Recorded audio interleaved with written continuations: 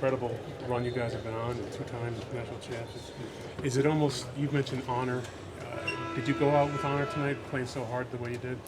I think the regrets that you have, for us is, maybe when you're on the bus ride home, you're probably thinking more about Maui, and you're thinking more about,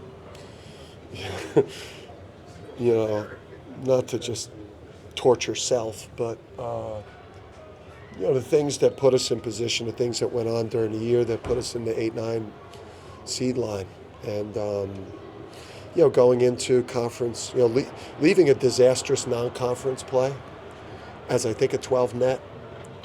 I think as a 12 net, I'm not sure, and then going 14-6 in the league and dropping 20 spots, So I'd say that, the only regrets, we battled and, were able to, win the Oklahoma game, and if we just could free throw rebound a little bit today, and again, I think he had some great looks and a chance to actually have some separation going into that last media, but somebody was going to have to put us down in this tournament, and we were not going out like suckers in this one by losing to a lower seed with everything that we've accomplished by actually putting up banners, real national championship banners, and real rings. A program of our caliber was not going out like suckers today. Dan, the fact that you outplayed the #1 seed for a decent part of the game, does that make this easier to accept, or does it make it harder because you had a great chance to win? I think no matter what, this was going to be excruciating ending, just because of the run. I mean, the historic run. Obviously, the focus is rarely on that. The focus is mostly been on, this passionate coach that competes real hard in his antics. So, the focus has rarely been on just what we've accomplished that only 2 other teams have done in the modern era of basketball, and, the 13 NCAA tournament wins in a row. It's hard to win a game in this tournament. I mean, this thing is a bear, and to have done 13 in a row, whenever that came to an end, it was going to be crushing. But this was, we played with honor today, and I love my team for that. Dan, what have you learned from these 3 years, the way reaching the top and then the way this particular arc finally ended today? What have you learned from all that you're going to take in going forward? There's so much that goes into when you win it, and not just when you win it once, you win it twice.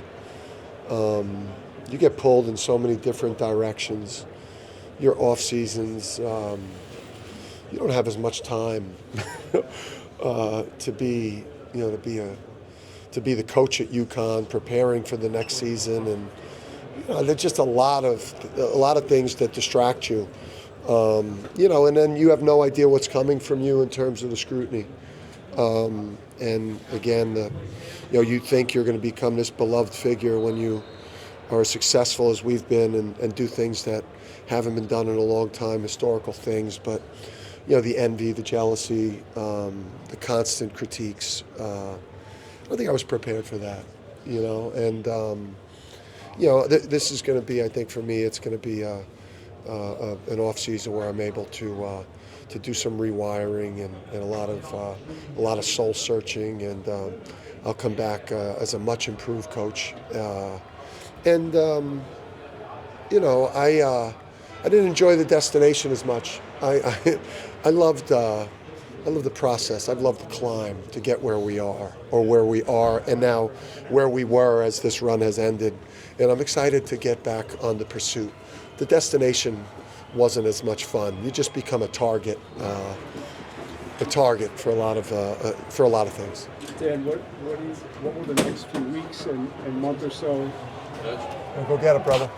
Next few weeks or month or so look like in terms of? I got a Tazzy coming in, right? Do it. Your guy, your man, the lefty? What's his name? Fuck, what's my Jacob Murphy. Furf. Oh yeah, Jacob Murphy. You guys recruiting him too? No, he's coming to UConn. Oh, is he? Yes. There you go. He's the proper? Yeah, he's tough. He's Australian, so.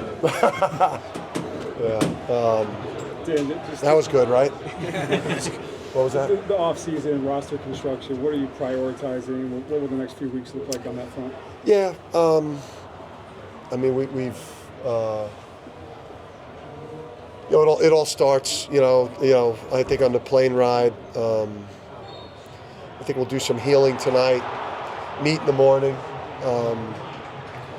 You have a pretty good, you know, it's complex for us. You know, we've got to sit down with Alex. Alex got obviously, you know, he's got a decision to make, and you know that may, you know, take a couple days or what have you. But we just got to go through it. You know, your vision for players has got to line up with their vision. You know, but you know, obviously, you know, when our championship run started, we weren't, you know, Andre Jackson and Sanogo and Hawk. I mean, you know, the portal just started where we added Joey and Naheem. You know, but you know, NIL wasn't even a thing guys were talking about on our team. So, you know, and then we were, you know, even into 24, you know, like we weren't in like hardline NIL negotiations with Don. I mean, no one even gave a shit what their NIL was the last couple of years. We've got to make adjustments though now because, you know, things have changed, and you know, we've got to be able to win this part of the year that's coming up right now in terms of, you know, putting an elite team together. Yeah, what do you say about Haas and Sampson at this point now? The way Last that they one, came guys. out We gotta go. the way that they came out to really fight. It felt like the hardest playing half you've had all season. Yeah, they played like guys. Sampson and Hassan played like guys that, I mean, if you'd have seen the blood in Sampson's mouth, I mean, he was getting stitched up in a like he's fighting Mike Tyson. I mean, he was getting elbowed in his face. He was bleeding everywhere in timeouts. I mean, he battled like the greatest of warriors, and Hassan. I mean, that's why we put forth such an honorable effort, because we had men out there that just played so hard. Obviously, we had a tough shooting night, but they played so hard. I mean, they did not want their careers to end. They did not want to have to hand in their uniform for the last time.